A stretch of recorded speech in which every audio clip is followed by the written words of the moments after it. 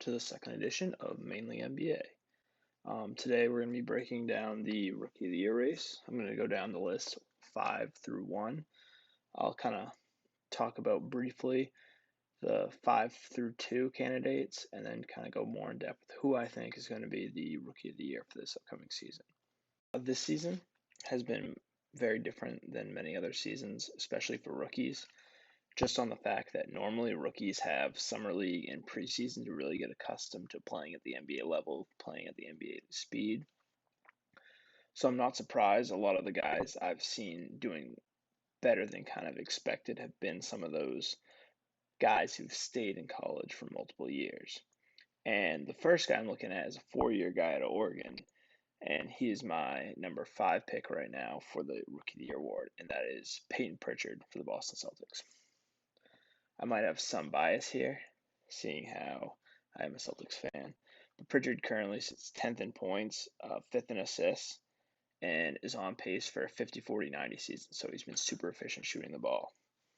He's playing for a contender, which a lot of these other guys aren't, which also helps his case. If you haven't heard the news already, the Celtics are without a lot of their starting front court, including all-star forward Jason Tatum. So Pritchard's really gonna be asked to step out a lot because they already have Kemba Walker out for probably until next Friday is his timetable to return.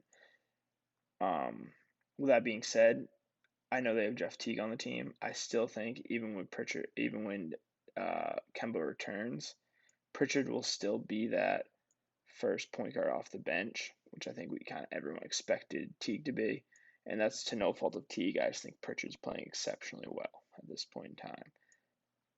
I expect him to continue to increase in minutes and numbers because he really wasn't playing the first couple games. And last couple games, he's been playing a whole lot. Even last night in the win against the Wizards, he was playing in like the closing lineup, which is huge.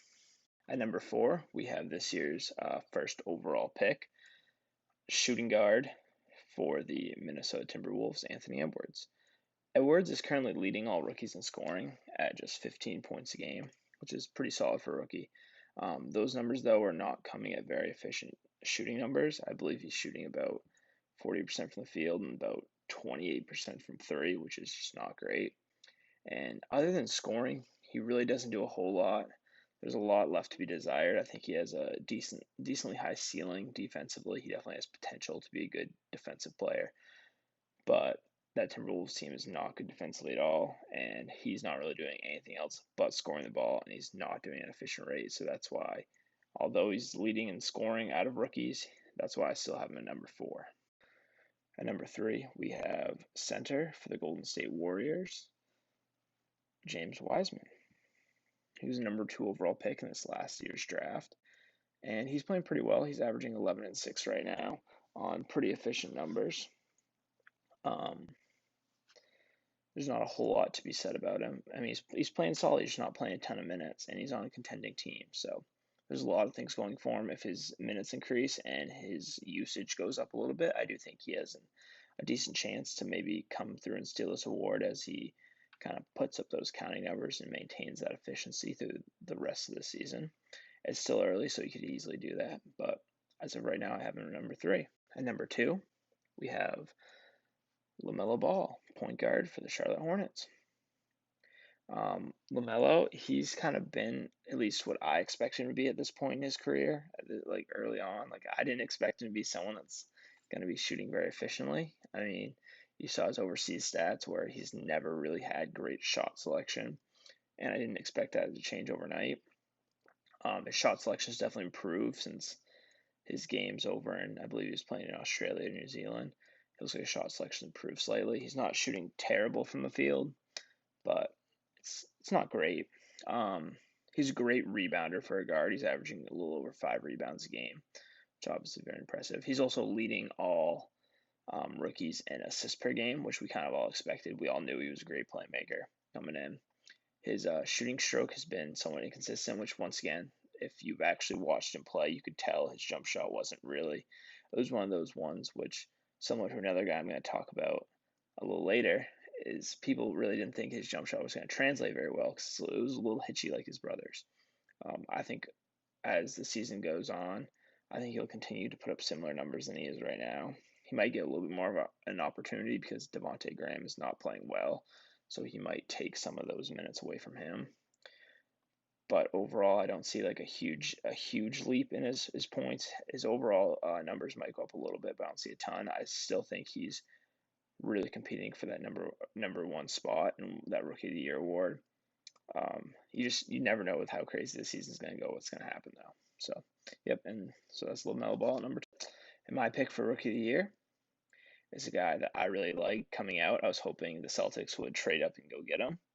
He was a guy that I really didn't see a single bad word about by anyone that really covers or watches a lot of basketball based on NFL 12th to draft, and that was Tyrese Haliburton. Now Haliburton is he's kind of a combo guard.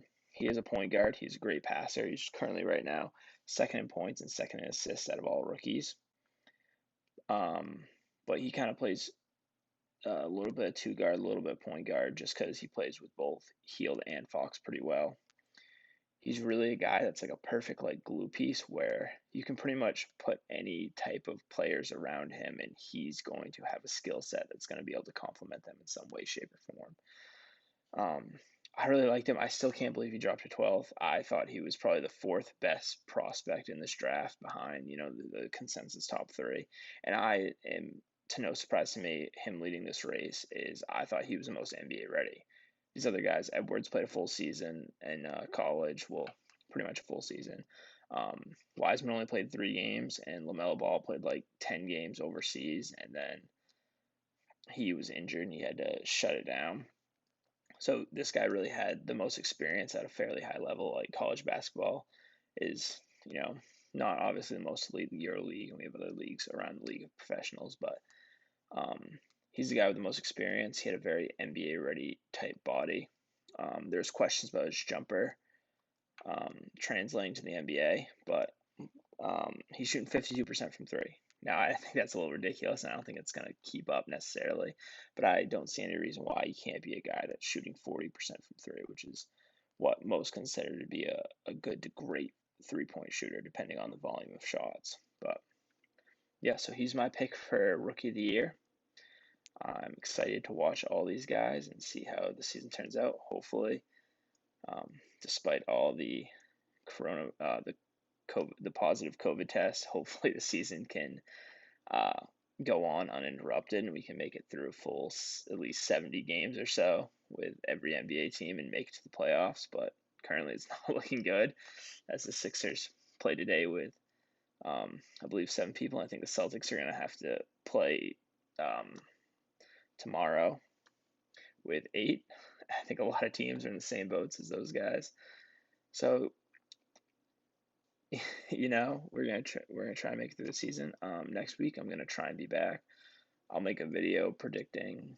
I'll go with like Depoy and either most improved or sixth man of the year. I haven't decided yet, but I'll try and make a video of that. Try and come back to the same thing.